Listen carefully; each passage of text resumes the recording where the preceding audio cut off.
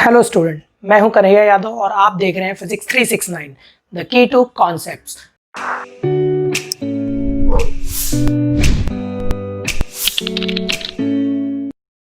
आज हम लोग देखने वाले हैं एक और मैथमेटिकल फाउंडेशन के बारे में, जो है पॉइजन्स रेशो। पॉइजन्स रेशो ये एक फ्रेंच फिजिसिस्ट और मैथमेटिशियन के नाम पर है, जिनका नाम था साइमन पॉइजन्स।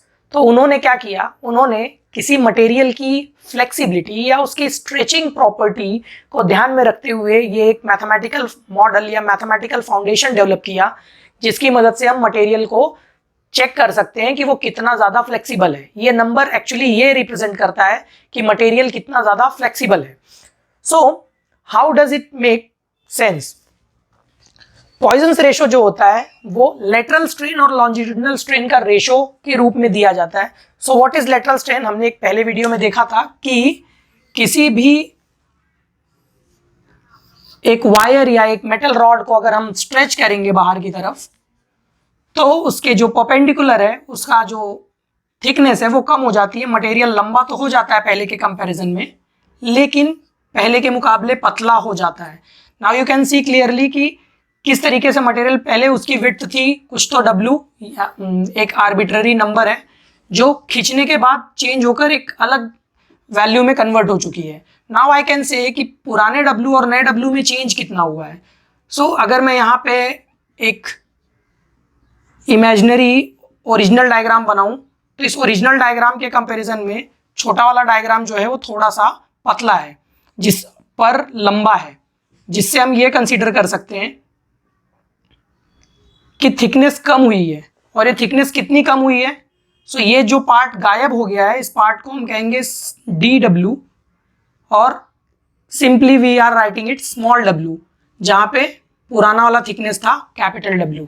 सो लेटरल स्ट्रेन हमें याद होगा, तो लेटरल स्ट्रेन कुछ इस तरीके से लिखा जाता है, the change in thickness divide by original thickness when material is stretched along the axis. So material को अपनी एक्सिस पे खींचा गया है और उसकी थिकनेस में कमी आई है क्योंकि उसका लेंथ लंबा हुआ है, क्योंकि वॉल्यूम नियर अबाउट कंजर्व होना चाहिए इस वजह से। सो ये है लेटरल स्ट्रेन। और लॉन्जिट्यूडिनल स्ट्रेन जैसा हमने पहले पढ़ा है कि इसकी लेंथ में जो चेंज हुई है दैट इज स्मॉल l। दोनों तरफ जो लेंथ चेंज हो गई है, दोनों को ऐड करके स्मॉल l हम नाम दे रहे हैं, और पुरानी लेंथ जो है वो कैपिटल L है।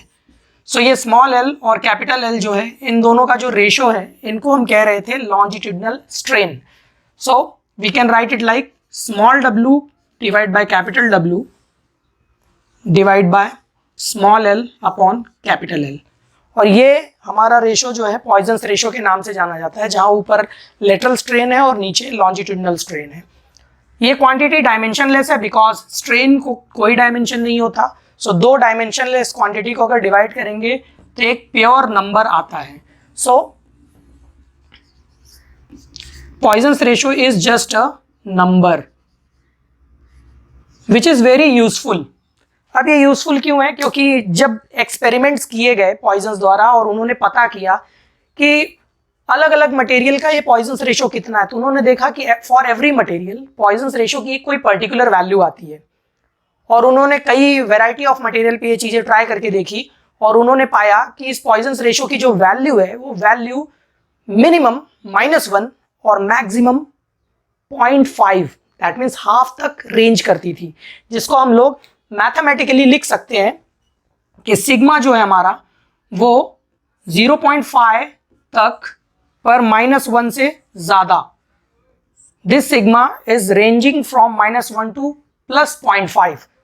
और ये इन्होंने देखा, पर मोस्ट ऑफ द मटेरियल जो हम लाइफ में देखते हैं, उनमें से कुछ मटेरियल ऐसे होते हैं जिनकी अलग अलग डायरेक्शन में डिफरेंट प्रॉपर्टी होती है। ऐसे मटेरियल को कहते हैं अनआइसोट्रॉपिक मटेरियल।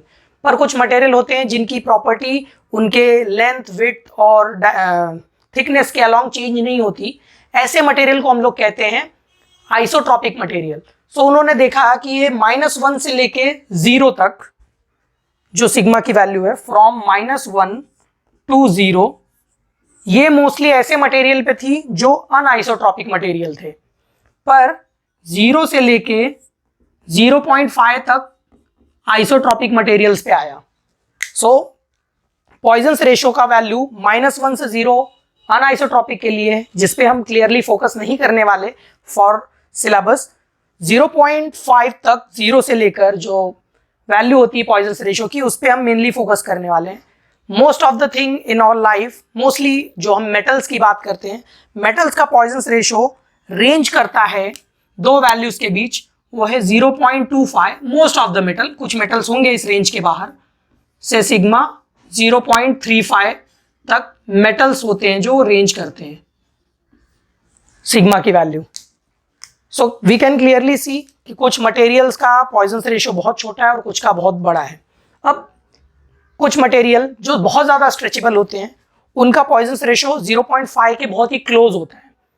बट प्रैक्टिकली देखा जाए तो दुनिया में ऐसा कोई मटेरियल नहीं होता जो एग्जैक्टली 0.5 देता हो पॉइजन्स रेशियो। बहुत क्लोजेस्ट अगर जाएंगे तो कुछ वेराइटी ऑफ रबर्स जो हैं, उनकी पॉइजन्स रेशियो है 0.4999, दैट क्लोज, कि एक ideal stretchable material physically possible नहीं है, बट कुछ रबर्स हैं जो बहुत क्लोज जा पाते हैं। सेम उसी तरीके से कुछ मटेरियल ऐसे भी हैं जिन मटेरियल्स को स्ट्रेच करोगे वो उनकी थिकनेस कम नहीं होती। फॉर एन एग्जांपल कॉर्क जो कई टाइप के लिक्विड्स और बेवरेजेस को पहले के समय में बॉटल्स में बंद करने के लिए उसके ढक्कन के रूप में इस्तेमाल होता था। वो किसी एक पर्टिकुलर पेड़ के जो बार्क होती है, छाल ऊपर की, उस छाल की मदद से बनाया जाता है। उस मटेरियल की खास बात यह है कि उसको स्ट्रेच करने से उसके विड्थ में कोई खास चेंज आता नहीं है, और उन मटेरियल का जो पॉइजन्स रेशियो है बहुत ही 0 के क्लोज है, क्योंकि लेंथ चेंज होने से उसके थिकनेस में कोई चेंजेस नज़र नहीं आती और वो बहुत ही क्लोज है 0 के। इसलिए कॉर्क एक ऐसा एग्जाम्पल है, वुडन कॉर्क एक्चुअली, वो एक ऐसा एग्जाम्पल है जो पॉइजन्स रेशियो 0 देता है। सो हम लोगों ने ये देख लिया कि पॉइजन्स रेशियो कितना यूजफुल मैथमेटिकल टूल है for defining the flexibility of material.